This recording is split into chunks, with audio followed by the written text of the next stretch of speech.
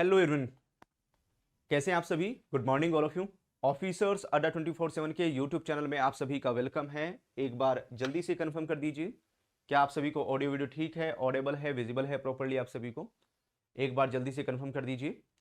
And हम लोग बात कर रहे हैं आज आरटीआई को लेकर। राइट टू इंफॉर्मेशन एक्ट ये टॉपिक चल रहा है हमारा, ठीक है। राइट टू इंफॉर्मेशन एक्ट को लेकर हम लोग बात कर रहे हैं। तो PPB module a unit number 21 के जो क्वेश्चंस हैं हम लोग डिस्कस कर रहे हैं, उसकी प्रैक्टिस आपको करवा रहे हैं। ओके। एंड एक चीज आपको और ध्यान रखनी है, हम आपको जो पीपीबी की क्लासेस हैं, principle and practice of banking की जो क्लासेस हैं वो हम आपको प्रोवाइड कर रहे हैं डेली बेसिस पर। डेली ये क्लासेस आपके लिए आ रही हैं। अगर मैं पीपीबी की क्लास की बात करूं, principle and practice of banking की क्लास की बात करें, तो ये क्लास अवेलेबल है मॉर्निंग में 8 AM पर और इवनिंग में 8 PM पर। दोनों टाइम पर क्लासेस चल रही है यहाँ पर। और आज मॉर्निंग में 8 AM पर हमने यही टॉपिक डिस्कस किया आरटीआई का। तो जिन्होंने वो क्लास अटेंड की है तो उनको इन क्वेश्चंस को अटेम्प्ट करने में बहुत मजा आएगा, क्योंकि कॉन्सेप्ट ऑलरेडी पढ़ चुके हैं और अब क्वेश्चंस की प्रैक्टिस कर रहे हैं। तो आप में से जो भी इन पेड क्लासेस को ज्वाइन करना चाहते हैं मॉर्निंग में 8 AM पर, इवनिंग में 8 PM पर, तो आज ही एनरोलमेंट करें जीआईबी के महापैक 2.0 में। अगर आप जीआईबी के महापैक 2.0 में एनरोलमेंट करते हैं तो मॉर्निंग में 8 बजे और इवनिंग में 8 बजे आपको ये पीपीबी क्लासेस आज से ही मिलने शुरू हो जाएंगी। इंस्टेंट बेसिस पर क्लासेस ज्वाइन कर सकते हैं, तो लिंक वीडियो के डिस्क्रिप्शन में है। चलिए, पहला क्वेश्चन आपके सामने स्क्रीन पर है। Question number 1, what are the requirements under the RTI right to information act 2005 regarding disclosure policy related information and decision making by the public authorities। तो यहां पर जो भी पब्लिक अथॉरिटी होती है, पब्लिक अथॉरिटी के द्वारा जो भी यहां पर डिसीजन मेकिंग है या यहां पर जो इंफॉर्मेशन है ना, पॉलिसी रिलेटेड टू इंफॉर्मेशन, तो जब डिस्क्लोजर करने की रिक्वायरमेंट आती है तो क्या रिक्वायरमेंट है यहां पर, है ना, आरटीआई एक्ट 2005 के पास अंदर क्या रिक्वायरमेंट आती है। तो हमारे पास में चार ऑप्शन है, ए बी सी डी। चारों ऑप्शन को पढ़िए और बताइए इनमें से हम किसके ऊपर टिक करें। कौन सा है जो हमारे करेक्ट आंसर को इंडिकेट करेगा, यहाँ पर जो हमारे करेक्ट आंसर को बताएगा इनमें से किसके ऊपर टिक किया जाए। तो अगर हम किसकी बात करते हैं, आरटीआई की बात करते हैं, राइट टू इंफॉर्मेशन एक्ट की बात करते हैं, तो जो एक्ट है वो मैंडेट करता है यहाँ पर, है ना, एक्ट मैंडेट करता है यहाँ पर किस बात को, जो पब्लिक अथॉरिटी है उसको मैंडेट करता है कि उसे जो भी यहाँ पर ऑल रिलेवेंट फैक्ट है उससे रिलेटेड जो इंफॉर्मेशन है वो पब्लिश करनी चाहिए फॉर्मुलेटिंग इंपोर्टेंट पॉलिसीज। इससे रिलेटेड जो इंपोर्टेंट पॉलिसीज हैं उसको यहाँ पर फॉर्मुलेट किया जाए and provide reason for administrative और quasi judicial decision to affect the person. Okay. And जो इंपोर्टेंट पॉलिसीज है उससे रिलेटिव जो पॉलिसीज है उनका फॉर्मुलेशन करें, पॉलिसीज को बनाएं यहाँ पर, एंड रीजन भी यहाँ पर प्रोवाइड करें, एडमिनिस्ट्रेटिव या यहाँ पर क्वासी जुडिशियल डिसीजन, जो भी यहाँ पर अफेक्टेड पर्सन है, ठीक है, उसके बारे में यहाँ पर इंफॉर्मेशन दी जाए, उसके बारे में इंफॉर्मेशन बताई जाए यहाँ पर। तो ये किसकी जिम्मेदारी है, ये यहाँ पर पब्लिक अथॉरिटी की जिम्मेदारी है इंफॉर्मेशन को प्रोवाइड करना। तो इंफॉर्मेशन पीआईओ के पास जाएगी और जो पीआईओ है फिर यहाँ पर जो इंफॉर्मेशन सीकर्स हैं आरटीआई के तहत उसके पास में यहाँ पर ट्रांसमिट करेगा, उसके पास भेजेगा। चलो आ जाते हैं हम लोग क्वेश्चन नंबर 2। क्वेश्चन नंबर 2 को देखिए यहाँ पर, how does the right to information act 2005 facilitate the designation and functioning of public information officer. तो जो भी यहाँ पर पीआईओ है ना, जो भी यहाँ पर पब्लिक इंफॉर्मेशन ऑफिसर है यहाँ पर, तो अगर मैं उसकी आर्टिक है ना किसकी राइट टू इंफॉर्मेशन एक्ट की बात करूं, how does right to information act 2005 facilitate designation and functioning of PIO. उसके डेजिग्नेशन और फंक्शनिंग की अगर हम लोग बात करते हैं यहाँ पर पीआईओ की, वो क्या होगी यहाँ पर, तो यहाँ पर ये क्वेश्चन पीआईओ से रिलेटेड है। तो option number A B C D पहचानिए इनमें से किसके ऊपर टिक करें, है ना, ए बी सी डी इनमें से कौन सा है जो करेक्ट आंसर को इंडिकेट करेगा। तो फटाफट क्वेश्चंस को पढ़ना है और उसके बाद में जो आंसर है मेरे साथ में शेयर करते जाना है आप सभी को। यस, तो भाई यहां पर अगर हम एवरी पब्लिक अथॉरिटी, तो हर गवर्नमेंट डिपार्टमेंट में यहां पर एक है ना क्या होगा, जो हर गवर्नमेंट डिपार्टमेंट में पब्लिक अथॉरिटी होती है एंड उसको जो इन्फॉर्मेशन है वो पब्लिश करनी होती है। तो every public authority is required to designate PIO and assistant PIO. तो यहां पर पीआईओ भी होगा और इसके साथ साथ असिस्टेंट पीआईओ भी यहां पर होगा। PIO as well as assistant जो पीआईओ है बोथ आर अवेलेबल। तो यहां पर दोनों के दोनों अवेलेबल हैं, ठीक है, दोनों के दोनों यहां पर अवेलेबल हैं।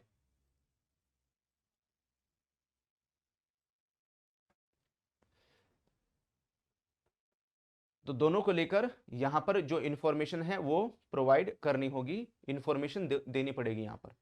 तो ऐसे केस में अगर आप देखोगे जो एवरी पब्लिक अथॉरिटी है उसको यहां पर हर पब्लिक अथॉरिटी को रिक्वायरमेंट रहेगी कि वो अपने यहां पर एक जो पीआईओ है उसको यहां पर रखे, पीआईओ पब्लिक इंफॉर्मेशन ऑफिसर को रखें एंड इसके अंडर इसके साथ साथ ही यहां पर एक असिस्टेंट पीआईओ आएगा, इसको बोलते हैं एपीआईओ।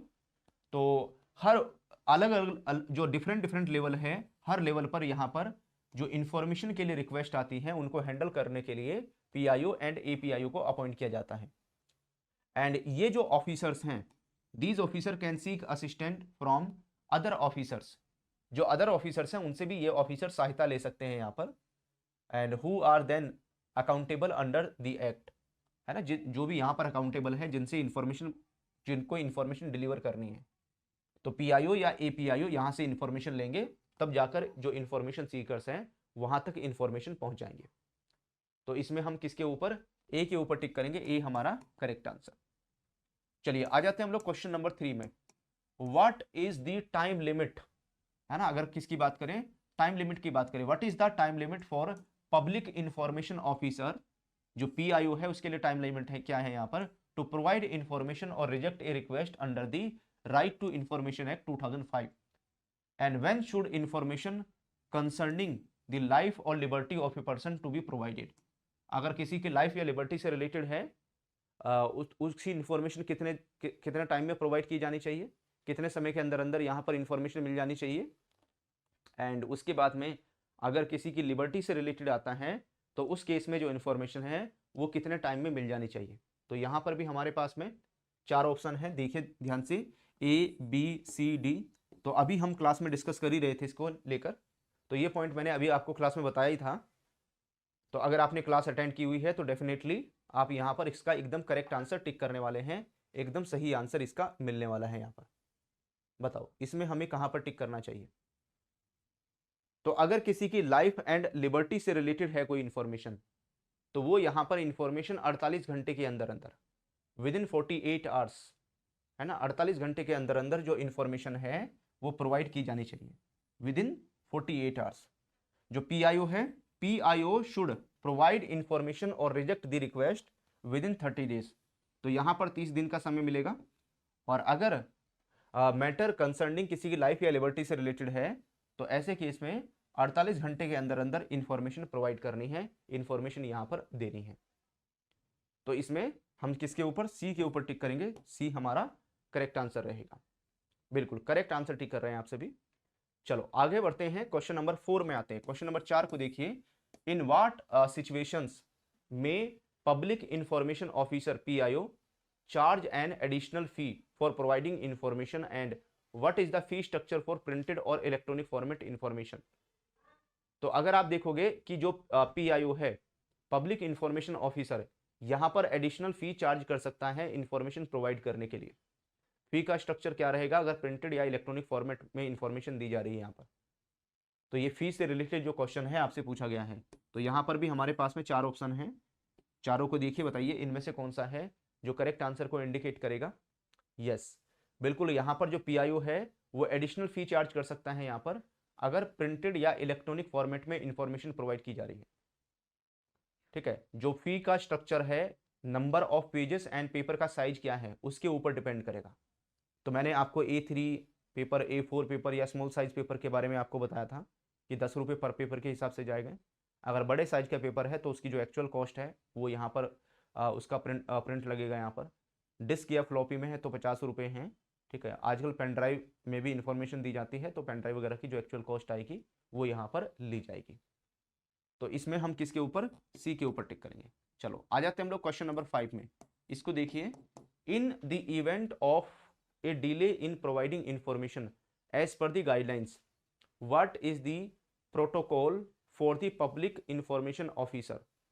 जो यहां पर PIO है उसके लिए प्रोटोकॉल क्या है ना। अगर यहां पर डिले किया जाता है, इन the event of a delay in providing information, अगर इंफॉर्मेशन प्रोवाइड करने में डिले किया जाता है यहाँ पर एज पर द गाइडलाइंस, तो प्रोटोकॉल क्या है यहाँ पर, है ना। What is the protocol for PIO, PIO के लिए प्रोटोकॉल क्या एप्लीकेबल होगा यहाँ पर।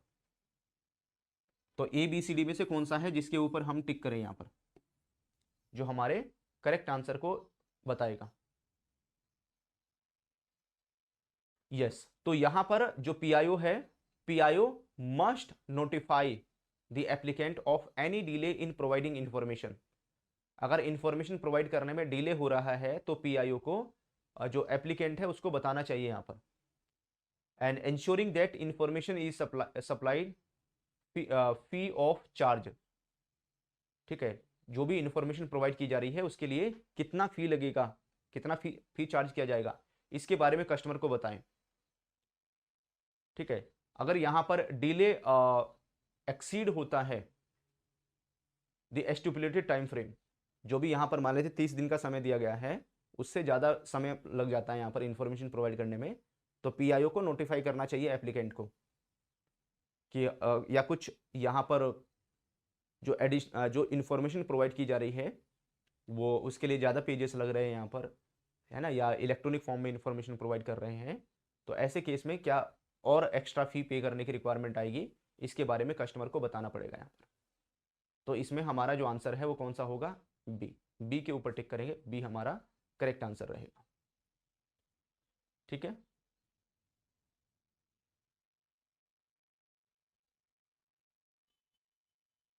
चलो आगे बढ़ेंगे, next question number 6। Question number 6 को देखिए, ये क्वेश्चन क्या कहता है, what are the guidelines for a PIO।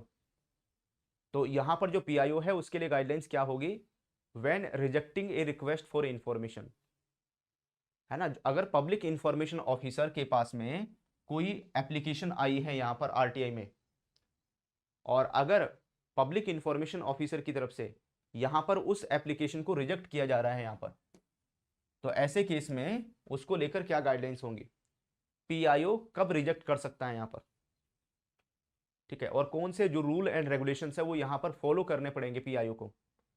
तो ABCD में से हम किसके ऊपर टिक करें, ABCD, ये 4 ऑप्शन है। फटाफट फटाफट पढ़ना है क्वेश्चंस को बहुत तेजी से पढ़ना है आपको और आंसर निकालना है, क्योंकि एग्जाम में जितना जल्दी आप क्वेश्चन को पढ़ के समझ लेंगे उतनी जल्दी आंसर निकाल लेंगे। और जो दिया गया समय होता है ना 120 मिनट, 120 मिनट का समय होता है, और उसमें 120 मिनट में आपको 100 क्वेश्चंस सॉल्व करने होते हैं।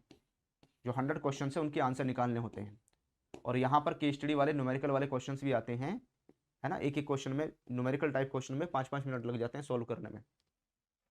तो फिर वहाँ पर जो थ्योरी वाले क्वेश्चंस होते हैं उसी में आप समय बचा सकते हैं, और समय तभी बचाएंगे जब आप बहुत जल्दी जल्दी पढ़ेंगे और समझेंगे और आंसर निकालेंगे। ओके, तो यहां पर अगर हम PIO की बात करते हैं तो PIO must clearly state the reason. यहां पर PIO को रीजन बताना पड़ेगा यहां पर, है ना, क्यों रिजेक्ट कर रहा है, यहां पर रिजेक्शन का रीजन उसको बताना पड़ेगा। एंड जो टाइम फ्रेम है वो स्पेसिफाई करना पड़ेगा with in which an appeal can be made, ठीक है। जो टाइम पीरियड है, विद इन जो टाइम पीरियड है उसको फॉलो करना पड़ेगा, सो दैट यहां पर अपील की जा सके। अगर एप्लीकेशन रिजेक्ट हो जाती है तो जो एप्लीकेंट है वो अपील कर सकता है यहां पर। And provide detail of the appellate authority, तो यहां पर अपील करने के लिए जब रिजेक्ट हो जाएगी एप्लीकेशन तो एप्लीकेंट अपील कर सके यहां पर, तो एपिलेट जो अथॉरिटी होगी उसकी डिटेल भी प्रोवाइड करें कि भाई अगर आप अपील करना चाहते हैं तो यहां पर हायर अथॉरिटी के पास में जाकर आप अपील कर सकते हैं। वीडियो को लाइक जरूर कर लेना सो दैट सारे क्वेश्चंस आपके अकाउंट में सेव हो जाएं। यहाँ पर जब भी आप इन क्वेश्चंस की प्रैक्टिस करना चाहें सारे क्वेश्चंस आपके पास अवेलेबल रहने चाहिए यहाँ पर। चलो आज जाते हैं हम लोग क्वेश्चन नंबर 7 में। क्वेश्चन नंबर 7 की बात करते हैं। क्वेश्चन नंबर 7 को देखिए, how does the policy address the transfer of request to another public authority. कई बार ऐसा होता है एक पब्लिक अथॉरिटी किसी दूसरी पब्लिक अथॉरिटी के पास में रिक्वेस्ट को ट्रांसफर कर सकता है यहाँ पर, अगर वो उससे डायरेक्टली रिलेट नहीं करता है यहाँ पर, है ना, अगर वो डायरेक्टली उससे रिलेट नहीं करता है, किसी और पब्लिक अथॉरिटी के अंडर में आता है, तो उस केस को यहां पर ट्रांसफर कर देंगे दूसरे के पास में। तो हियर 4 ऑप्शन, 4 ऑप्शन है यहां पर, option number A, B, C and D, इन चारों में से कौन सा है जिसके ऊपर टिक करें। तो अगर आप देखोगे यहां पर, तो ऐसे केस में if the information short is more closely associated with the another public authority, जो भी इंफॉर्मेशन मांगी गई है अगर वो किसी और पब्लिक अथॉरिटी से बिलोंग करती है, तो जो ओरिजिनल अथॉरिटी है उसे यहां पर ट्रांसफर करना चाहिए रिक्वेस्ट को किसी दूसरी पब्लिक अथॉरिटी के पास में विद इन 5 डेज, 5 दिन के अंदर अंदर ट्रांसफर कर देना चाहिए। एंड जो भी यहां पर, और इसके बारे में जो एप्लीकेंट है, एप्लीकेंट को भी इसके बारे में जो इंफॉर्मेशन है वो दे दी जाए, एप्लीकेंट को भी इसके बारे में बता दिया जाए यहाँ पर। ठीक है, तो आंसर कौन सा होगा हमारा, इसमें हम ए के ऊपर टिक करेंगे। चलिए आ जाता है क्वेश्चन नंबर 8। क्वेश्चन नंबर 8 को देखिए यहां पर, what are the categories of information that are exempt from disclosure according to guidelines. जो भी यहां पर गाइडलाइंस इशू की गई है आरटीआई में, अगर हम यहां पर किसकी बात करते हैं, कैटेगरीज की बात करते हैं, कैटेगरीज ऑफ इंफॉर्मेशन की बात करते हैं, दैट आर एग्जम्प्ट, है ना, वो क्या है यहां पर, एग्जम्प्टेड है यहां पर। तो ऐसे केस में इनमें से कौन सा है, option A, B, C, D, A B C D में से किसके ऊपर टिक करें हम लोग, सो दैट हमें करेक्ट आंसर मिले इस क्वेश्चन का भी, है ना, इस क्वेश्चन का हमें करेक्ट आंसर मिल जाए। तो आज जब हम एग्जम्पशन की बात करते हैं, तो एग्जम्पशंस में जो कवरेज है वो हो जाएगी, जो एग्जम्पशंस हैं, provide information that is affecting national security, है ना, कोई ऐसी इंफॉर्मेशन है जो हमारी नेशनल सिक्योरिटी को अफेक्ट कर रहा है, या हमारे ब्रीचिंग लेजिस्लेटिव प्रिविलेज, है ना, जो हमारे यहाँ पर जो लेजिस्लेशन है उसको ब्रीच कर रहा है यहाँ पर, है ना, या कोई ट्रेड सीक्रेट है, ट्रेड सीक्रेट से रिलेटेड इंफॉर्मेशन है यहाँ पर, ठीक है, या कोई यहाँ पर या किसी की जो लाइफ्स हैं, है ना, किसी की लाइफ से रिलेटेड है यहाँ पर, या यहाँ पर लीगल कोई इन्वेस्टिगेशंस है, ऑब्स्ट्रक्टिंग लीगल इन्वेस्टिगेशंस, अगर इससे रिलेटेड है तो उसको यहाँ पर एग्जम्पशन है, इससे रिलेटेड इंफॉर्मेशन मांगी जाएगी तो यहाँ पर एप्लीकेशन रिजेक्ट हो जाएगी। ठीक है, तो सेंसिटिव इंफॉर्मेशन से रिलेटेड ये नहीं होना चाहिए, है ना, it should not be belong to sensitive information, तो नेशनल सिक्योरिटी से ना हो। How many organisations are exempted in India, India में कितनी ऐसी ऑर्गेनाइजेशन है जो एग्जम्प्टेड हैं, अगर ऐसे कितनी यहाँ पर गवर्नमेंट ऑर्गेनाइजेशन है जिसमें आप आरटीआई डालेंगे आपको इन्फॉर्मेशन नहीं मिलेगी, इन्फॉर्मेशन नहीं प्रोवाइड की जाएगी। तो अभी हमने क्लास में डिस्कस किया था, मैंने बताया था आपको, तो यहाँ पर ऐसी 25 ऑर्गेनाइजेशन हैं, ऐसी 25 ऑर्गेनाइजेशन हैं जहां पर इंफॉर्मेशन प्रोवाइड नहीं की जाएगी, इंफॉर्मेशन नहीं मिलने वाली है। ठीक है, क्योंकि वो इंडिया के यहां पर इंटेलिजेंस या सिक्योरिटी से बिलोंग करता है यहां पर। चलो आ जाते हैं हम लोग क्वेश्चन नंबर 9 में। क्वेश्चन नंबर 9 को देखिए, under what circumstances can an individual approach central या state information commission with a complaint. तो कोई भी यहां पर इंडिविजुअल CIC या यहां पर स्टेट इंफॉर्मेशन कमिश्नर SIC, इनके पास में कब अप्रोच कर सकता है, इनके पास में कब जा सकता है, कोई भी इंडिविजुअल इनको कब अप्रोच करेगा, इनके पास कब कंप्लेन करेगा, यहां पर इनके पास में कंप्लेन कब करने जाएगा। तो अगर यहां पर सेंट्रल या स्टेट इंफॉर्मेशन कमीशन है तो उसके पास में कोई भी व्यक्ति, कोई भी पर्सन, है ना, कोई भी जो इंडिविजुअल है वो यहां पर अप्रोच करेगा जब कमीशन में, इफ उसको यहां पर वो can not submit A request, face refusal of information and encounter unreasonable fees, receive incomplete responses. यहां पर अगर ऐसा कुछ भी मिलता है ना, जो एप्लीकेंट है उसने आरटी डाली, ठीक है, और उसको जो रिक्वेस्ट है वो सबमिट नहीं करनी दी जा रही है, यहाँ पर एप्लीकेशन एक्सेप्ट नहीं की जा रही उसकी, ठीक है, इंफॉर्मेशन देने से मना कर दिया, है ना, अनरीजनेबल जो फी है वो चार्ज की जा रही है यहाँ पर, या जो इंफॉर्मेशन है अगर वो इनकम्प्लीट है, तो ऐसे केस में कोई भी जो इंडिविजुअल है वो CIC या स्टेट इंफॉर्मेशन कमीशन के पास में अप्रोच कर सकता है, उनके पास जा सकता है यहाँ पर। चलो आज का लास्ट क्वेश्चन आपके सामने स्क्रीन पर आ रहा है, और ये क्वेश्चन है, what are the guidelines for appealing against a decision made by the CPIO। अगर सेंट्रल पब्लिक इंफॉर्मेशन ऑफिसर है ना, जो भी कौन है, जो भी यहां पर सेंट्रल पब्लिक इंफॉर्मेशन ऑफिसर है CPIO, तो अगर हम गाइडलाइंस की बात करते हैं, what are the guidelines for appealing against decision made by the CPIO, तो यहां पर देखिए, यहां पर बताइए मुझे कि इसमें से हम किसके ऊपर टिक करें। Central public information officer, central public information officer के अगेंस्ट में कहां पर अपील करें, कब अपील करें, यहां पर कितने दिन में अपील की जाएगी। तो इसके लिए जो समय है, इसके लिए जो टाइम पीरियड है वो रहेगा यहां पर 30 डेज का, 30 दिन का। Appeal against CPIO decision must be made to an officer senior rank, जो सीनियर रैंक में ऑफिसर है तो फर्स्ट अपील की जाएगी यहां, और ये जो अपील है वो यहां पर विद इन 30 डेज, अगर 30 दिन के अंदर अंदर इंफॉर्मेशन नहीं मिलती है तो विद इन 30 डेज अपील करनी है यहां पर, ठीक है, विद प्रोविजन फॉर डिले कॉन्डोनेशंस, और स्पेसिफिक जो टाइमलाइन है for third party information in appeal में वो एप्लीकेबल हो जाएगी, वो लागू हो जाएगी। तो इसमें हम सी के ऊपर टिक करेंगे, सी हमारा करेक्ट आंसर रहेगा।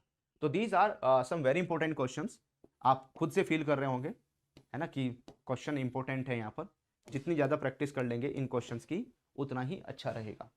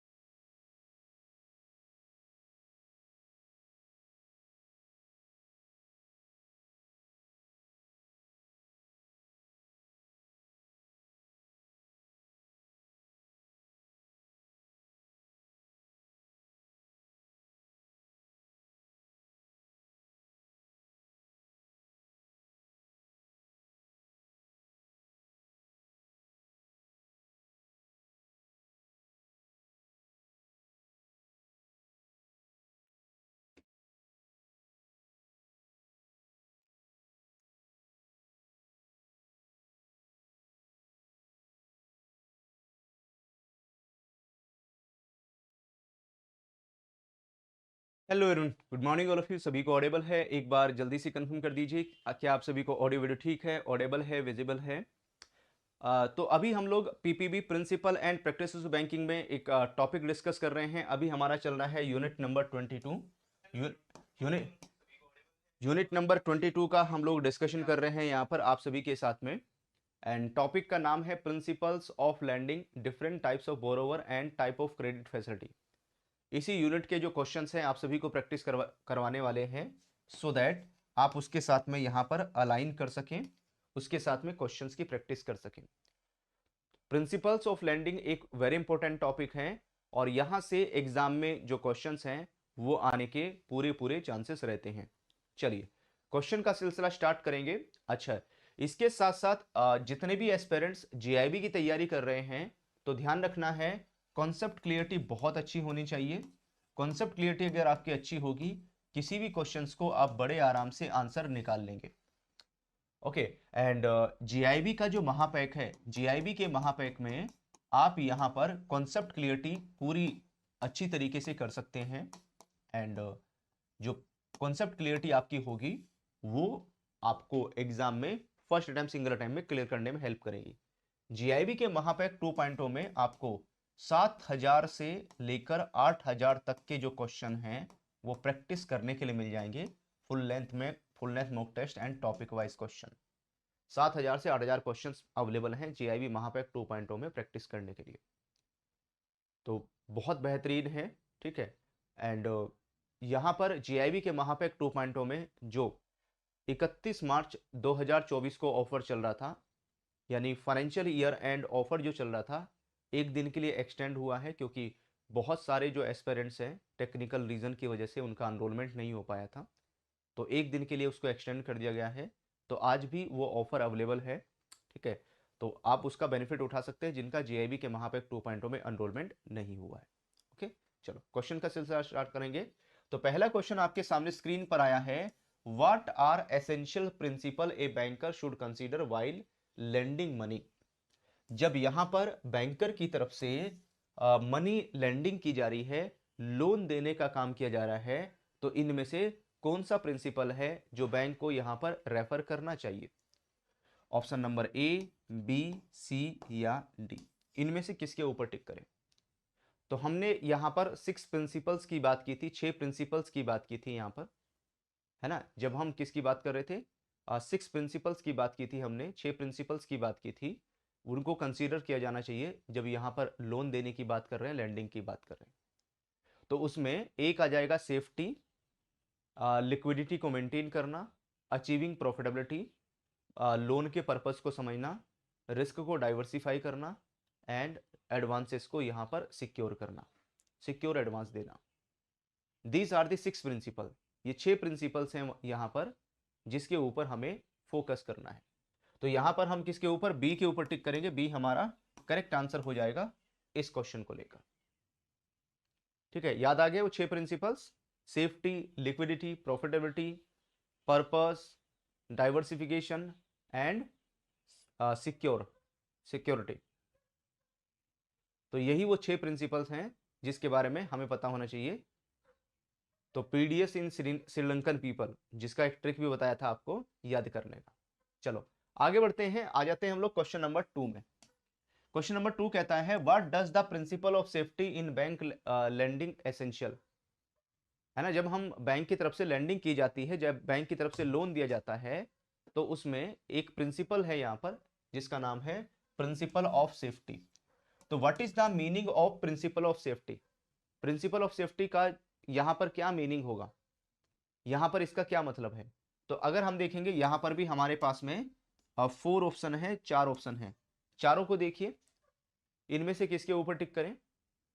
तो सेफ्टी का मतलब है यहां पर हमने क्या बात की थी सेफ्टी को लेकर, कि भाई अगर बैंक ने लोन प्रोवाइड किया है, बैंक ने लोन दिया है, तो वो जो पैसा है बैंक का, वो यहां पर वापस आना चाहिए, क्योंकि बैंक कस्टोडियन, पब्लिक के डिपॉजिट का कस्टोडियन है।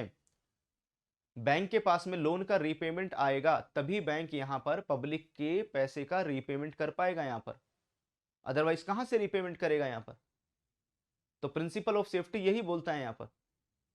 तो principle of safety in lending require a banker to be confident about the borrower ability to repay, कि भाई बोरोवर यहां पर रीपेमेंट कर देगा, बोरोवर पे कर देगा यहां पर। बैंकर जो है वो इतना कॉन्फिडेंट होना चाहिए यहां पर जब लोन प्रोवाइड कर रहे हैं कस्टमर को।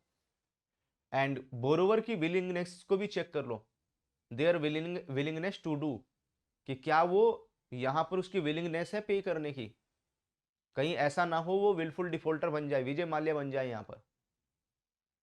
ठीक है, and loan capacity to generate income, and ये भी चेक कर लेंगे कि क्या बोरोवर के पास में रेगुलर इनकम जनरेट हो रही है यहां पर या नहीं, तो उसके बेसिस पर यहां पर डिसाइड करेंगे। तो आंसर कौन सा हो जाएगा इसमें? यहां पर हम सी के ऊपर टिक करेंगे, सी हमारा करेक्ट आंसर होगा इस क्वेश्चन को लेकर। चलिए आ जाते हैं हम लोग क्वेश्चन नंबर 3 में।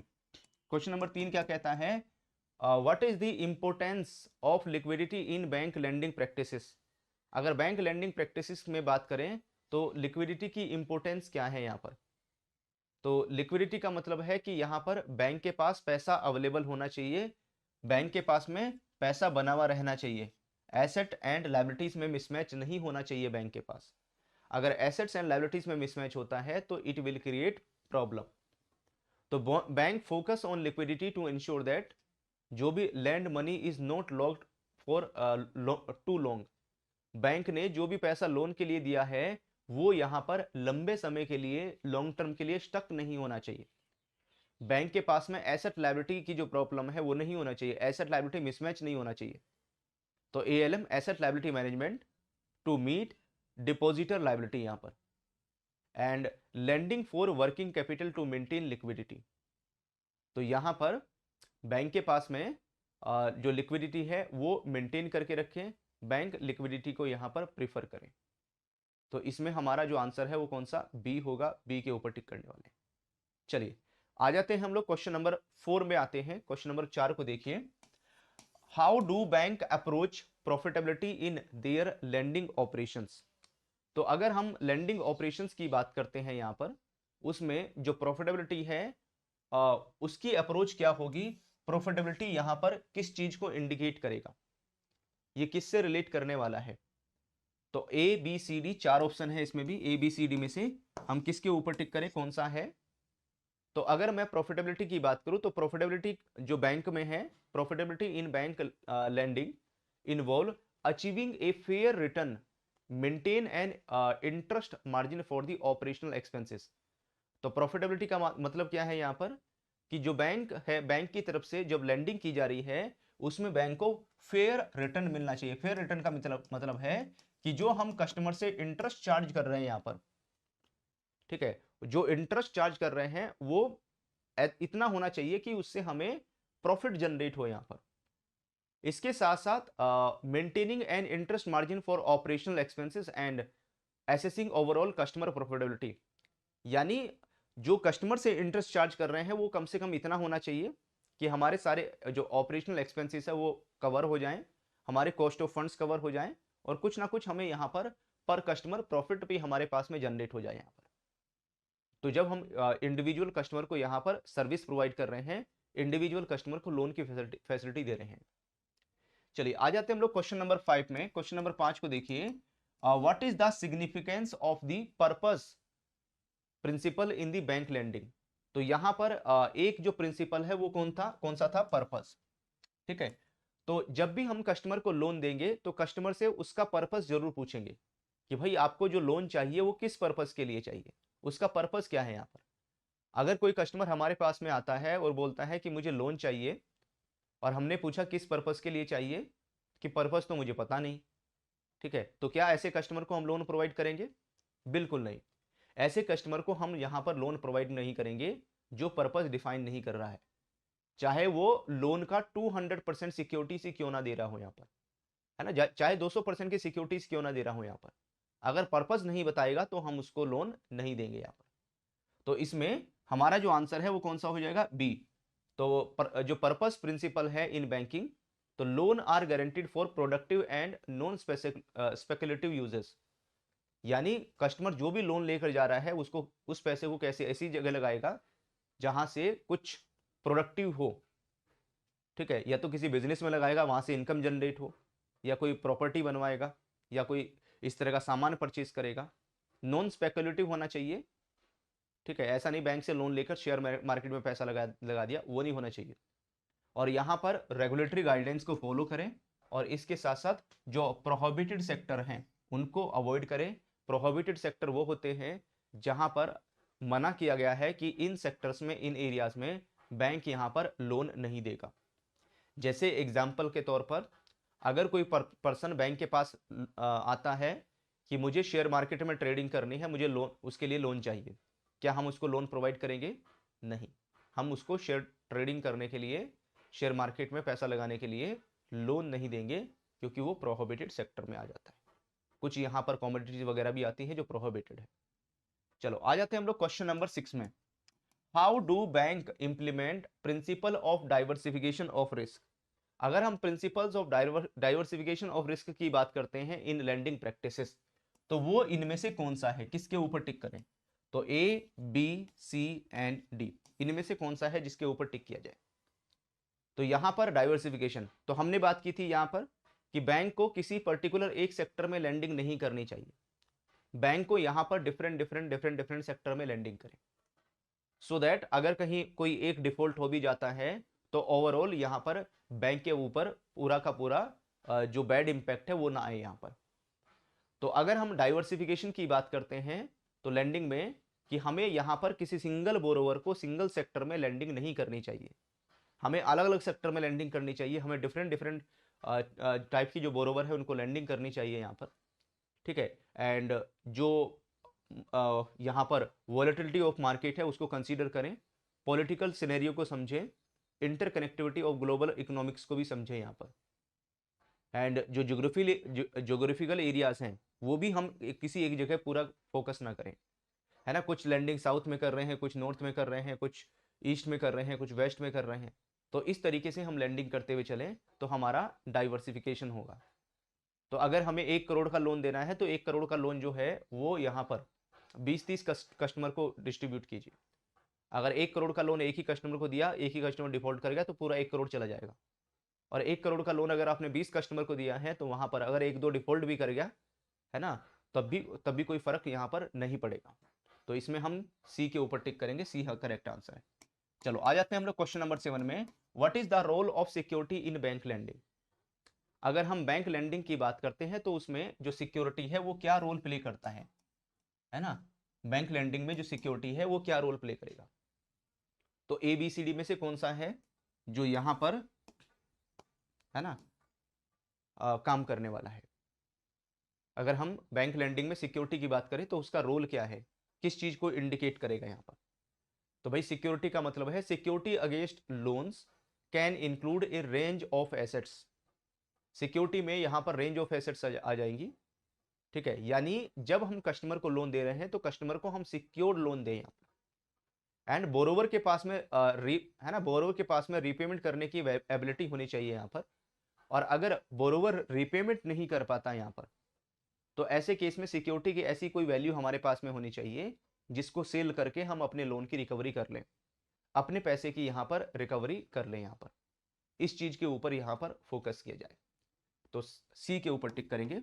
चलिए आ जाते हैं हम लोग क्वेश्चन नंबर 8 में। क्वेश्चन नंबर 8 को देखिए, हाउ डू बैंक अप्रोच, है ना। अगर हम बैंक की बात करते हैं, how do bank approach lending to individual specially considering legal capacity. तो बैंक की तरफ से जो इंडिविजुअल पर्सन को लोन दिया जाता है, लैंडिंग की जाती है, तो वहां पर अगर हम अप्रोच की बात करते हैं तो बैंक किस तरह की अप्रोच यूज करते हैं, इस्तेमाल करते हैं, जब हम किसकी लीगल कैपेसिटी में बात करते हैं, considering the legal capacity.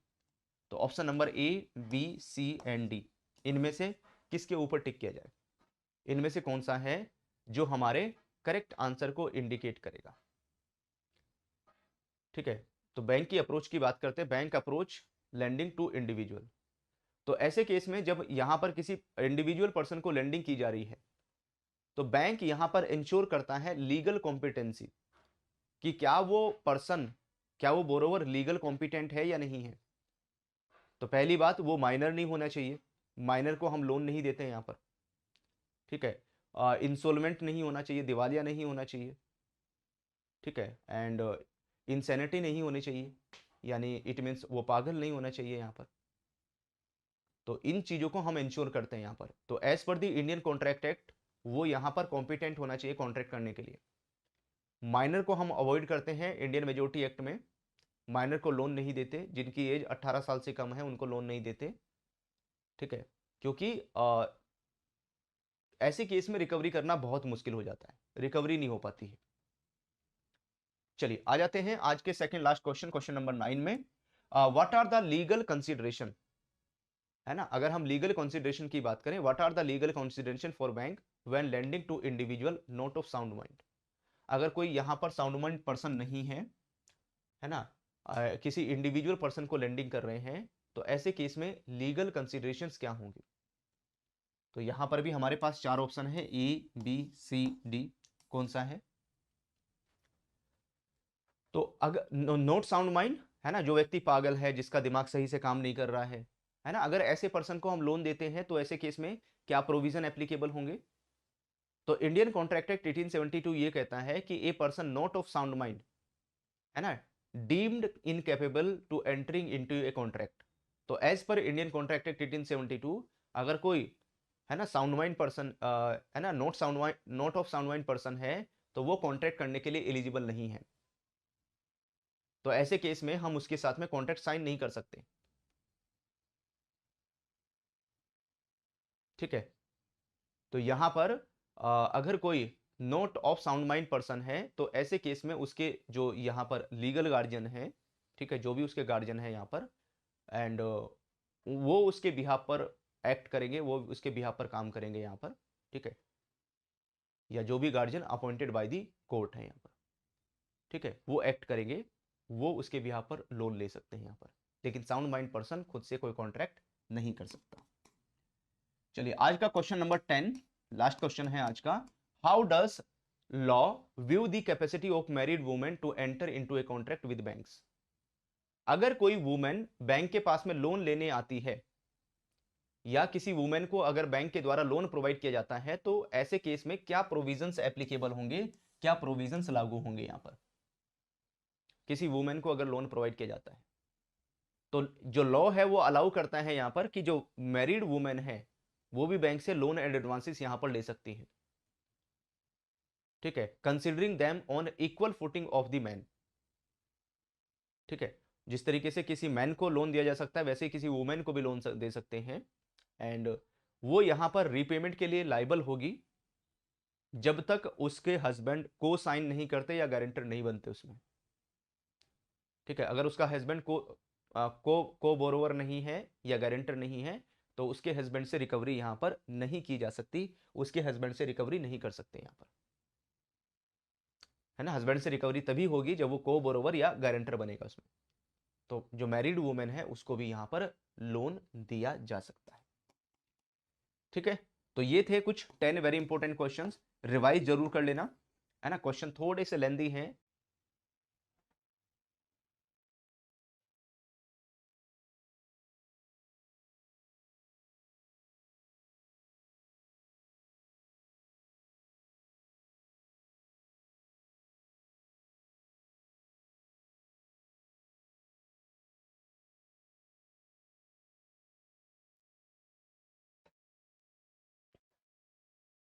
Hello Irwin, कैसे हैं आप सभी? Good morning all of you. Officers अड्डा 24/7 के यूट्यूब चैनल में आप सभी का वेलकम है। एक बार जल्दी से कंफर्म कर दीजिए, क्या आप सभी को ऑडियो वीडियो ठीक है, ऑडिबल है, विजिबल है प्रॉपरली? आप सभी को एक बार जल्दी से कंफर्म कर दीजिए। एंड हम लोग बात कर रहे हैं आज आरटीआई को लेकर, राइट टू इंफॉर्मेशन एक्ट, ये टॉपिक चल रहा है हमारा, ठीक है। राइट टू इंफॉर्मेशन एक्ट को लेकर हम लोग बात कर रहे हैं। तो PPB module a unit number 21 के जो क्वेश्चंस हैं हम लोग डिस्कस कर रहे हैं, उसकी प्रैक्टिस आपको करवा रहे हैं, ओके। एंड एक चीज आपको और ध्यान रखनी है, हम आपको जो पीपीबी की क्लासेस हैं, principle and practice of banking की जो क्लासेस हैं, वो हम आपको प्रोवाइड कर रहे हैं डेली बेसिस पर। डेली ये क्लासेस आपके लिए आ रही हैं। अगर मैं पीपीबी की क्लास की बात करूं, principle and practice of banking की क्लास की बात करें, तो ये क्लास अवेलेबल है मॉर्निंग में 8 AM पर और इवनिंग में 8 PM पर, दोनों टाइम पर क्लासेस चल रही है यहाँ पर। और आज मॉर्निंग में 8 AM पर हमने यही टॉपिक डिस्कस किया आरटीआई का। तो जिन्होंने वो क्लास अटेंड की है तो उनको इन क्वेश्चंस को अटेंड करने में बहुत मजा आएगा, क्योंकि कॉन्सेप्ट ऑलरेडी पढ़ चुके हैं और अब क्वेश्चंस की प्रैक्टिस कर रहे हैं। तो आप में से जो भी इन पेड क्लासेस को ज्वाइन करना चाहते हैं मॉर्निंग में 8 AM पर, इवनिंग में 8 PM पर, तो आज ही एनरोलमेंट करें जीआईबी के महापैक 2.0 में। अगर आप जीआईबी के महापैक 2.0 में एनरोलमेंट करते हैं तो मॉर्निंग में 8 बजे और इवनिंग में 8 बजे आपको ये पीपीबी क्लासेस आज से ही मिलनी शुरू हो जाएंगी। इंस्टेंट बेसिस पर क्लासेस ज्वाइन कर सकते हैं, तो लिंक वीडियो के डिस्क्रिप्शन में है। चलिए पहला क्वेश्चन आपके सामने स्क्रीन पर है, question number 1। What are the requirements under the RTI right to information act 2005 regarding disclosure policy related information and decision making by the public authorities? तो यहां पर जो भी पब्लिक अथॉरिटी होती है, पब्लिक अथॉरिटी के द्वारा जो भी यहां पर डिसीजन मेकिंग है, या यहां पर जो इंफॉर्मेशन है ना, पॉलिसी रिलेटेड टू इंफॉर्मेशन, तो जब डिस्क्लोजर करने की रिक्वायरमेंट आती है तो क्या रिक्वायरमेंट है यहां पर, है ना, आरटीआई एक्ट 2005 के पास अंदर क्या रिक्वायरमेंट आती है? तो हमारे पास में 4 ऑप्शन है, ABCD। चारों ऑप्शन को पढ़िए और बताइए इनमें से हम किसके ऊपर टिक करें, कौन सा है जो हमारे करेक्ट आंसर को इंडिकेट करेगा, यहां पर जो हमारे करेक्ट आंसर को बताएगा, इनमें से किसके ऊपर टिक किया जाए। तो अगर हम किसकी बात करते हैं, आरटीआई की बात करते हैं, राइट टू इंफॉर्मेशन एक्ट की बात करते हैं, तो जो एक्ट है वो मैंडेट करता है यहां पर, है ना, एक्ट मैंडेट करता है यहां पर किस बात को, जो पब्लिक अथॉरिटी है उसको मैंडेट करता है कि उसे जो भी यहाँ पर ऑल रिलेवेंट फैक्ट है उससे रिलेटेड जो इंफॉर्मेशन है वो पब्लिश करनी चाहिए फॉर्मुलेटिंग इंपोर्टेंट पॉलिसीज, इससे रिलेटेड जो इंपोर्टेंट पॉलिसीज हैं उसको यहाँ पर फॉर्मुलेट किया जाए and provide reason for administrative और quasi judicial decision to affect the person. Okay, and जो इंपॉर्टेंट पॉलिसीज है उससे रिलेटिव जो पॉलिसीज है उनका फॉर्मुलेशन करें, पॉलिसीज को बनाएं यहाँ पर, एंड रीजन भी यहाँ पर प्रोवाइड करें एडमिनिस्ट्रेटिव या यहाँ पर क्वासी जुडिशियल डिसीजन जो भी यहाँ पर अफेक्टेड पर्सन है, ठीक है, उसके बारे में यहाँ पर इंफॉर्मेशन दी जाए, उसके बारे में इंफॉर्मेशन बताई जाए यहाँ पर। तो ये किसकी जिम्मेदारी है? ये यहाँ पर पब्लिक अथॉरिटी की जिम्मेदारी है इंफॉर्मेशन को प्रोवाइड करना। तो इंफॉर्मेशन पीआईओ के पास जाएगी और जो पीआईओ है फिर यहाँ पर जो इंफॉर्मेशन सीकर्स हैं आरटीआई के तहत उसके पास में यहाँ पर ट्रांसमिट करेगा, उसके पास भेजेगा। चलो आ जाते हैं हम लोग क्वेश्चन नंबर 2। क्वेश्चन नंबर 2 को देखिए यहाँ पर, how does the right to information act 2005 facilitate the designation and functioning of public information officer. तो जो भी यहां पर पीआईओ है ना, जो भी यहां पर पब्लिक इंफॉर्मेशन ऑफिसर है यहां पर, तो अगर मैं उसकी आर्टिक है ना किसकी राइट टू इंफॉर्मेशन एक्ट की बात करूं, how does right to information act 2005 facilitate designation and functioning of PIO, उसके डेजिग्नेशन और फंक्शनिंग की अगर हम लोग बात करते हैं यहां पर पीआईओ की, वो क्या होगी यहां पर। तो यहां पर ये क्वेश्चन पीआईओ से रिलेटेड है। तो option number A B C D पहचानिए, इनमें से किसके ऊपर टिक करें, है ना, ए बी सी डी, इनमें से कौन सा है जो करेक्ट आंसर को इंडिकेट करेगा। तो फटाफट फटाफट क्वेश्चंस को पढ़ना है और उसके बाद में जो आंसर है मेरे साथ में शेयर करते जाना है आप सभी को।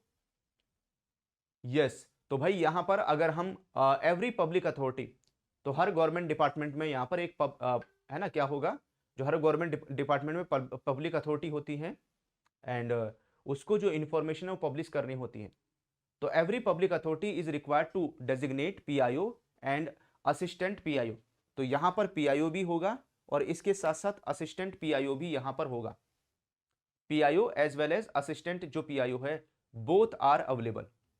तो यहां पर दोनों के दोनों अवेलेबल हैं, ठीक है, दोनों के दोनों यहां पर अवेलेबल हैं।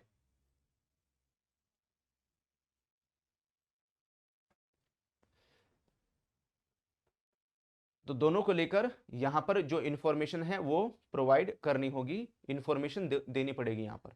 तो ऐसे केस में अगर आप देखोगे एवरी पब्लिक अथॉरिटी है उसको यहां पर हर पब्लिक अथॉरिटी को रिक्वायरमेंट रहेगी कि वो अपने यहां पर एक जो पीआईओ है उसको यहां पर रखे, पीआईओ पब्लिक इंफॉर्मेशन ऑफिसर को रखें एंड इसके अंडर इसके साथ साथ ही यहां पर एक असिस्टेंट पीआईओ आएगा, इसको बोलते हैं एपीआईओ।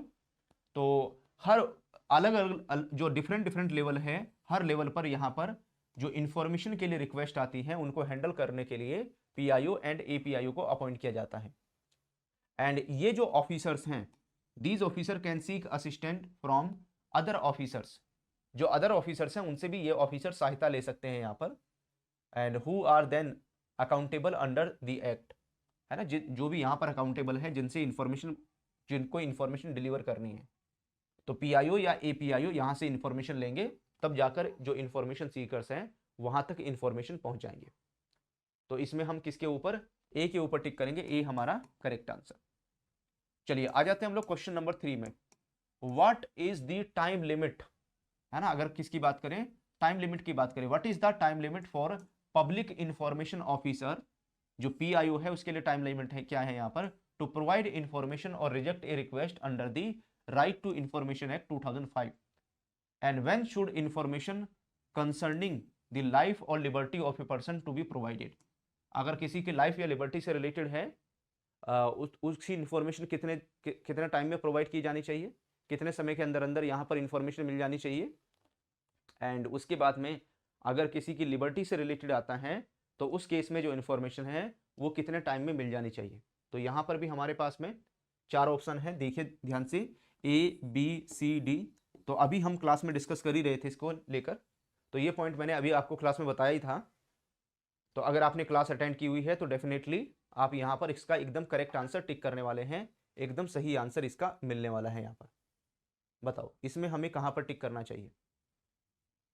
तो अगर किसी की लाइफ एंड लिबर्टी से रिलेटेड है कोई इंफॉर्मेशन, तो वो यहां पर इंफॉर्मेशन 48 घंटे के अंदर अंदर, विद इन 48 आवर्स, है ना, 48 घंटे के अंदर अंदर जो इंफॉर्मेशन है वो प्रोवाइड की जानी चाहिए, विद इन 48 आवर्स। जो पीआईओ है, पीआईओ शुड प्रोवाइड इंफॉर्मेशन और reject the request with in 30 days. तो यहां पर 30 दिन का समय मिलेगा। और अगर मैटर कंसर्निंग किसी की लाइफ या लिबर्टी से रिलेटेड है, तो ऐसे केस में 48 घंटे के अंदर अंदर इंफॉर्मेशन प्रोवाइड करनी है, इंफॉर्मेशन यहां पर देनी है। तो इसमें हम किसके ऊपर, सी के ऊपर टिक करेंगे, सी हमारा करेक्ट आंसर रहेगा। बिल्कुल करेक्ट आंसर टिक कर रहे हैं आप सभी। चलो आगे बढ़ते हैं, क्वेश्चन नंबर 4 में आते हैं। क्वेश्चन नंबर 4 को देखिए, इन व्हाट सिचुएशंस में public information officer PIO charge an additional fee for providing information and what is the fee structure for printed और इलेक्ट्रॉनिक फॉर्मेट इंफॉर्मेशन। तो अगर आप देखोगे कि जो पीआईओ है, पब्लिक इंफॉर्मेशन ऑफिसर, यहां पर एडिशनल फी चार्ज कर सकता है इंफॉर्मेशन प्रोवाइड करने के लिए। फी का स्ट्रक्चर क्या रहेगा अगर प्रिंटेड या इलेक्ट्रॉनिक फॉर्मेट में इंफॉर्मेशन दी जा रही है यहाँ पर? तो ये फी से रिलेटेड जो क्वेश्चन है आपसे पूछा गया है। तो यहाँ पर भी हमारे पास में 4 ऑप्शन हैं, चारों को देखिए, बताइए इनमें से कौन सा है जो करेक्ट आंसर को इंडिकेट करेगा। यस, बिल्कुल यहाँ पर जो पीआईओ है वो एडिशनल फी चार्ज कर सकता है यहाँ पर, अगर प्रिंटेड या इलेक्ट्रॉनिक फॉर्मेट में इंफॉर्मेशन प्रोवाइड की जा रही है। ठीक है, जो फी का स्ट्रक्चर है, number of pages and paper का साइज क्या है उसके ऊपर डिपेंड करेगा। तो मैंने आपको A3 पेपर, A4 पेपर या स्मॉल साइज पेपर के बारे में आपको बताया था कि 10 रुपये पर पेपर के हिसाब से जाएगा। अगर बड़े साइज का पेपर है तो उसकी जो एक्चुअल कॉस्ट है वो यहाँ पर उसका प्रिंट लगेगा यहाँ पर। डिस्क या फ्लॉपी में है तो 50 रुपये हैं।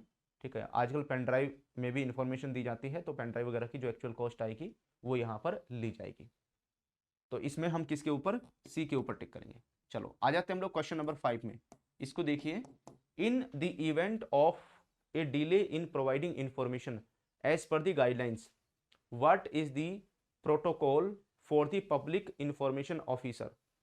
जो यहां पर पीआईओ है उसके लिए प्रोटोकॉल क्या है ना, अगर यहां पर डिले किया जाता है, इन the event of a delay in providing information, अगर इंफॉर्मेशन प्रोवाइड करने में डिले किया जाता है यहाँ पर एज पर दी गाइडलाइंस, तो प्रोटोकॉल क्या है यहाँ पर, है ना, what is the protocol for PIO. PIO के लिए प्रोटोकॉल क्या एप्लीकेबल होगा यहाँ पर? तो ABCD में से कौन सा है जिसके ऊपर हम टिक करें यहाँ पर, जो हमारे करेक्ट आंसर को बताएगा। यस, तो यहां पर जो पीआईओ है, PIO must notify the applicant of any delay in providing information. अगर इंफॉर्मेशन प्रोवाइड करने में डिले हो रहा है तो पीआईओ को जो एप्लीकेंट है उसको बताना चाहिए यहाँ पर। And ensuring that information is supplied fee of charge. ठीक है, जो भी इंफॉर्मेशन प्रोवाइड की जा रही है उसके लिए कितना फी लगेगा, कितना फी चार्ज किया जाएगा, इसके बारे में कस्टमर को बताएं। ठीक है, अगर यहां पर डिले एक्सीड होता है द एस्टिपुलेटेड टाइम फ्रेम, जो भी यहां पर मान लेते 30 दिन का समय दिया गया है, उससे ज़्यादा समय लग जाता है यहाँ पर इंफॉर्मेशन प्रोवाइड करने में, तो पीआईओ को नोटिफाई करना चाहिए एप्लीकेंट को कि या कुछ यहाँ पर जो इंफॉर्मेशन प्रोवाइड की जा रही है वो उसके लिए ज़्यादा पेजेस लग रहे हैं यहाँ पर, है ना, या इलेक्ट्रॉनिक फॉर्म में इंफॉर्मेशन प्रोवाइड कर रहे हैं, तो ऐसे केस में क्या और एक्स्ट्रा फी पे करने की रिक्वायरमेंट आएगी, इसके बारे में कस्टमर को बताना पड़ेगा यहाँ पर। तो इसमें हमारा जो आंसर है वो कौन सा होगा, बी के ऊपर टिक करेंगे, बी हमारा करेक्ट आंसर रहेगा। ठीक है,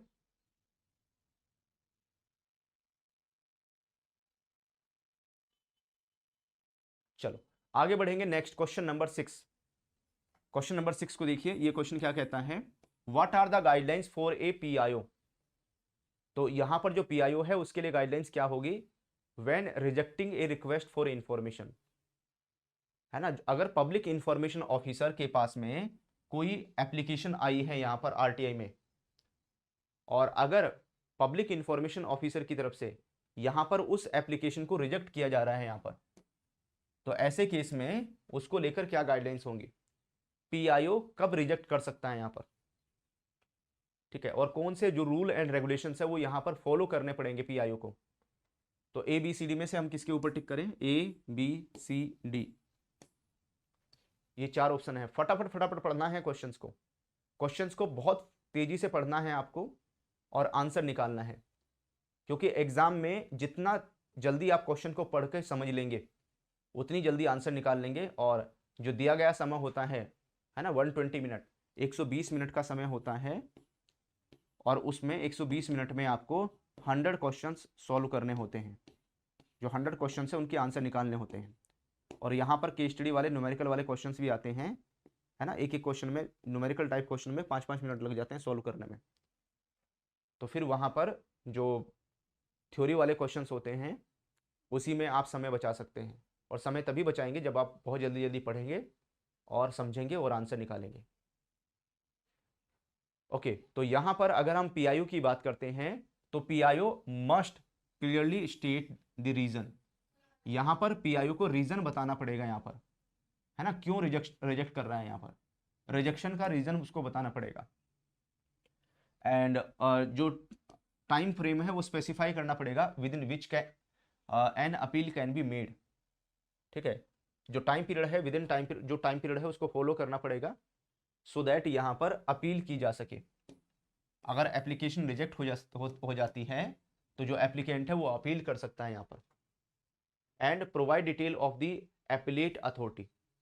तो यहाँ पर अपील करने के लिए जब रिजेक्ट हो जाएगी एप्लीकेशन तो एप्लीकेंट अपील कर सके यहाँ पर, तो एपीलेट जो अथॉरिटी होगी उसकी डिटेल भी प्रोवाइड करें कि भाई अगर आप अपील करना चाहते हैं तो यहाँ पर हायर अथॉरिटी के पास में जाकर आप अपील कर सकते हैं।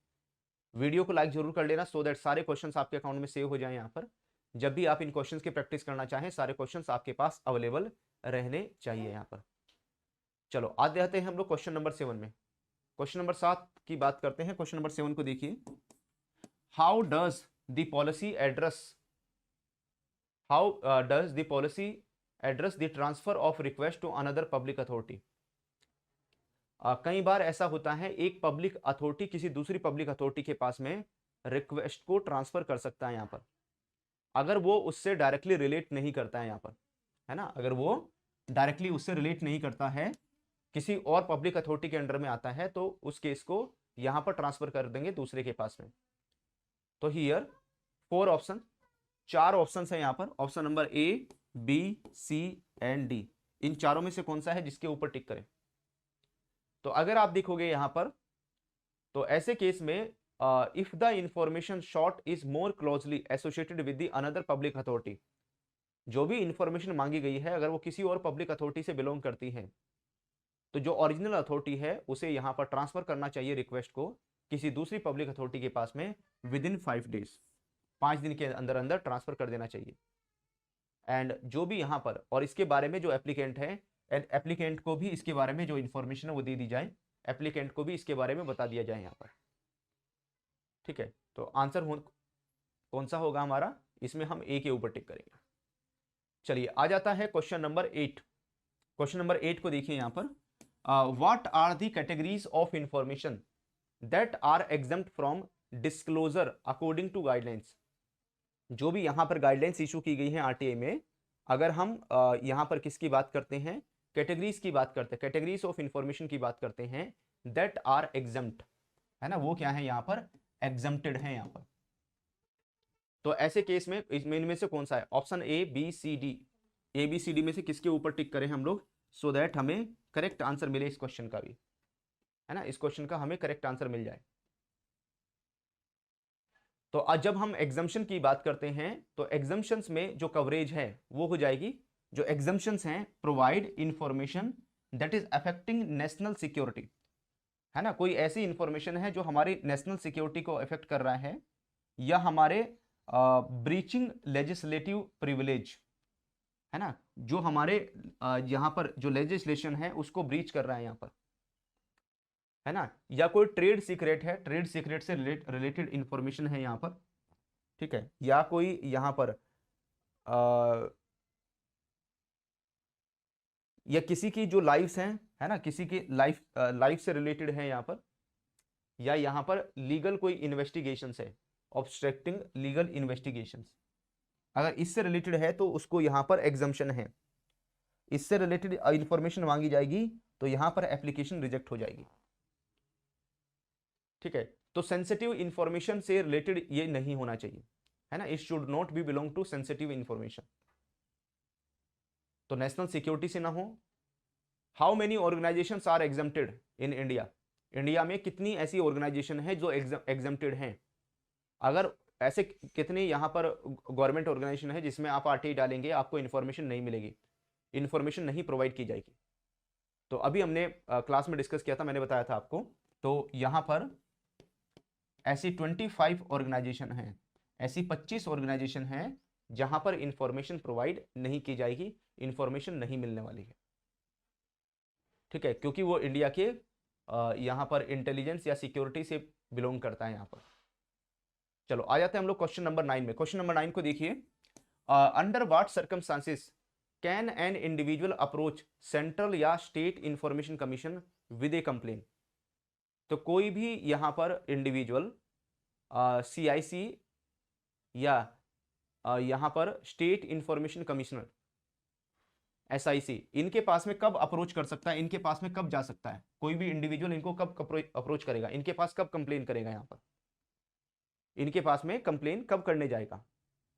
तो अगर यहां पर सेंट्रल या स्टेट इंफॉर्मेशन कमीशन है तो उसके पास में कोई भी व्यक्ति, कोई भी पर्सन, है ना, कोई भी जो इंडिविजुअल है वो यहां पर अप्रोच करेगा जब कमीशन में, इफ उसको यहां पर वो can not submit A request, face refusal of information and encounter unreasonable fees, receive incomplete responses. यहां पर अगर ऐसा कुछ भी मिलता है ना, जो एप्लीकेंट है उसने आरटी डाली, ठीक है, और उसको जो रिक्वेस्ट है वो सबमिट नहीं करनी दी जा रही है, यहां पर एप्लीकेशन एक्सेप्ट नहीं की जा रही उसकी, ठीक है, इंफॉर्मेशन देने से मना कर दिया, है ना, अनरीजनेबल जो फी है वो चार्ज की जा रही है यहां पर, या जो इंफॉर्मेशन है अगर वो इनकम्प्लीट है, तो ऐसे केस में कोई भी जो इंडिविजुअल है वो CIC या स्टेट इंफॉर्मेशन कमीशन के पास में अप्रोच कर सकता है, उनके पास जा सकता है यहां पर। चलो आज का लास्ट क्वेश्चन आपके सामने स्क्रीन पर आ रहा है और ये क्वेश्चन है, what are the guidelines for appealing against a decision made by the CPIO। अगर सेंट्रल पब्लिक इंफॉर्मेशन ऑफिसर, है ना, जो भी कौन है, जो भी यहां पर सेंट्रल पब्लिक इंफॉर्मेशन ऑफिसर है CPIO, तो अगर हम गाइडलाइंस की बात करते हैं, what are the guidelines for appealing against decision made by the CPIO, तो यहां पर देखिए, यहां पर बताइए मुझे कि इसमें से हम किसके ऊपर टिक करें। Central public information officer, central public information officer के अगेंस्ट में कहां पर अपील करें, कब अपील करें, यहां पर कितने दिन में अपील की जाएगी। तो इसके लिए जो समय है, इसके लिए जो टाइम पीरियड है वो रहेगा यहां पर 30 डेज का, 30 दिन का। Appeal against CPIO decision must be made to an officer senior rank, जो सीनियर रैंक में ऑफिसर है तो फर्स्ट अपील की जाएगी यहां, और ये जो अपील है वो यहां पर विद इन 30 डेज, अगर 30 दिन के अंदर अंदर इंफॉर्मेशन नहीं मिलती है तो विद इन 30 डेज अपील करनी है यहां पर, ठीक है, विद प्रोविजन फॉर डिले कॉन्डोनेशंस, और स्पेसिफिक जो टाइमलाइन है for third party information in appeal में वो एप्लीकेबल हो जाएगी, वो लागू हो जाएगी। तो इसमें हम C के ऊपर टिक करेंगे, C हमारा करेक्ट आंसर रहेगा। तो these are some very important questions, आप खुद से फील कर रहे होंगे, है ना, कि क्वेश्चन इंपॉर्टेंट है यहाँ पर, जितनी ज़्यादा प्रैक्टिस कर लेंगे इन क्वेश्चंस की उतना ही अच्छा रहेगा। ठीक है, तो सभी क्वेश्चंस को अटेम्प्ट करके आपने कितना स्कोर किया है, और मैं आपको ये जरूर कहना चाहूँगा कि कॉन्सेप्ट के ऊपर जरूर ध्यान देना। जब आप एग्जाम देकर आएंगे आप खुद फील करेंगे यहाँ पर, concept is power, concept clarity आपकी बहुत अच्छी होनी चाहिए। अगर कॉन्सेप्ट क्लियरिटी आपकी बहुत अच्छी है तो 100% आपको इसका बेनिफिट मिलेगा। एंड इसके लिए PPB की जो पेड क्लासेस चल रही हैं, PPB की जो पेड क्लासेस हैं हम आपको प्रोवाइड कर रहे हैं मॉर्निंग में 8 AM पर, सुबह 8 बजे।